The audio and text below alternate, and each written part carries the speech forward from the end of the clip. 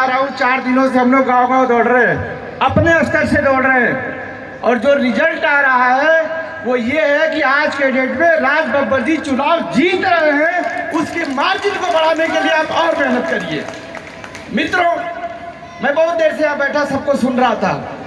हमारे संचालक महोदय जो यहाँ पे उद्बोधन कर रहे थे, लगभग इन्होंने सारी समस्याओं को सामने रख दिया। आपके सारिका जी भी बड़े 60 में बहुत सारी मजबूत और मुद्दों की बात आपसे कह डाली। आज जरूरत है, मौका बार बार नहीं आता है, 5 साल पर आता है। 5 साल बाद फिर आप पछताने के अलावा आपके पास कुछ भी नहीं रहेगा। और गुरुग्राम की इस धरती से हमेशा इतिहास रचा गया है। इस बार एक बार और आप लोग इतिहास रच दीजिए। एक बब्बर शेर लड़ने आया है और यह कभी भी कमजोर प्रतिद्वंदी नहीं देखता। यह अटल बिहारी वाजपेयी के खिलाफ भी बिगुल फूंक चुका है। आपके पास ऐसा शेर आया है जो आप जितने इनके उम्मीदवार रहे हैं, जिनके खिलाफ भी राज बब्बर जी चुनाव लड़ रहे हैं, वह देश की बड़ी बड़ी शख्सियत रही है। हार और जीत माने नहीं रखता। मैं राज बब्बर जी को सुन रहा हूँ, वो ये बात बार बार कह रहे हैं, आप सबके बीच कह रहे हैं ये बात कि हम किसी व्यक्ति विशेष के खिलाफ लड़ने नहीं आए हैं, हम लड़ने आए हैं यहाँ की चुनौतियों से। जो भ्रष्टाचार है, अभी कूड़े की बात हो रही थी, मेट्रो की बात हो रही थी, अस्पताल की बात हो रही थी, मेडिकल कॉलेज की बात हो रही थी, आपके अधिकारों की बात हो रही थी। गुरुग्राम एनसीआर के सीमा पे है।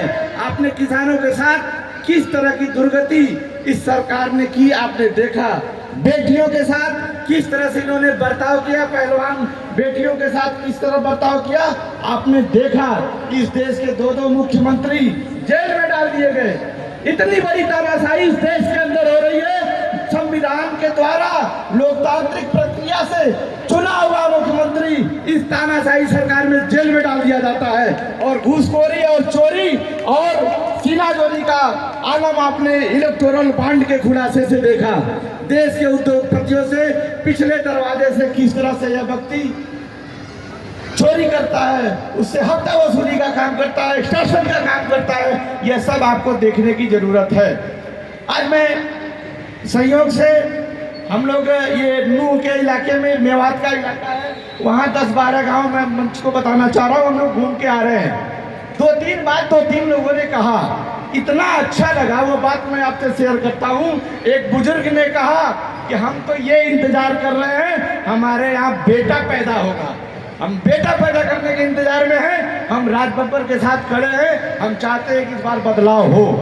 एक व्यक्ति ने कहा, चूहे के बिल में पानी पड़ गई है, अब वो बाहर निकल रहे हैं। जो घरों में बैठे हुए थे वो आज बाहर निकल के वोट मांग रहे हैं। राजा और प्रजा की बात हो रही है। कहा जा रहा है कि राज बब्बर जी बाहरी हैं।